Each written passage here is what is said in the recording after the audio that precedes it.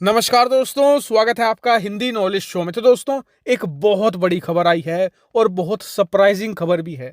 दरअसल आप सभी लोग जानते हैं कि इस समय पाकिस्तान के अंदर आर्थिक हालात बहुत ज़्यादा खराब हो चुके हैं। वहां पर इकोनॉमिक इमरजेंसी प्लान भी लगाया गया था, वो भी फेल कर चुका है अब से 3 दिन पहले। अब उनके पास एक ही सहारा है कि आईएमएफ किसी तरीके से उन्हें $6 अरब का लोन दे दे, जिससे कि कुछ समय तक वो अपनी अर्थव्यवस्था को बर्बाद होने से बचा सके। अगर आईएमएफ इनकार कर देता है ना, तो उसी समय पाकिस्तान दूसरा वेनेजुएला बन जाएगा। जिस तरीके से वेनेजुएला में एक ब्रेड के पैकेट के लिए नोट को तोला जाता है, एक एक 1.5 किलो नोट में फिर आपको मिलती है एक ब्रेड, वही हालात होगी पाकिस्तान में। पाकिस्तान का रुपया भयंकर तरीके से क्रैश करेगा, वहां पर एक एक रोटी के लिए लोग तरसेंगे। लेकिन जब इकोनॉमिक कोलैप्स होगा तब देखा जाएगा। स्थिति आज ही बहुत बुरी हो चुकी है। दरअसल पाकिस्तान के अंदर आटा और अनाज की कीमतें इस समय आसमान छू रही है, और उससे भी बड़ी दो मुसीबत है पाकिस्तान के सामने। पहली बात तो ये कि दुनिया भर में अनाज बेचने वाले देश अब बचे ही नहीं हैं, और जो है भी उनसे अनाज लेना बहुत मुश्किल प्रोसेस है। उदाहरण के लिए अब से 2 दिन पहले पाकिस्तान ने रूस के साथ एक डील करी, जिसमें पाकिस्तान इन्हें कैश में पेमेंट करेगा और रूस पाकिस्तान को 2 मिलियन टन अनाज देगा। अब इसमें मुसीबत पहली ये हो गई कि इन्हें रूस के साथ एक पेमेंट का मैकेनिज्म तैयार करना होगा, क्योंकि रूस ना तो यूरो में पेमेंट लेगा, ना डॉलर में पेमेंट लेगा, ना ही पाकिस्तानी रुपया में पेमेंट लेगा। रूस लेगा रूसी रूबल में पेमेंट, और उसके लिए पाकिस्तान को अंतर्राष्ट्रीय मार्केट में जाना होगा।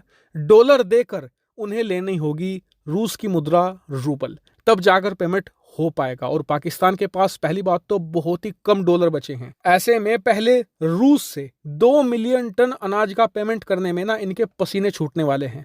दूसरी बात यह कि पाकिस्तान की 20 करोड़ जनता के सामने 2 मिलियन टन अनाज ऐसा है जैसे ऊंट के मुंह में जीरा। ये कुछ ही दिनों में ऐसे साफ हो जाएगा जैसे गधे के सिर से सींग। ऐसे में पाकिस्तान की सरकार को जल्द ही बहुत सारे और डॉलर का जुगाड़ करना होगा, तब जाकर ये रूस से और अनाज खरीद पाएंगे।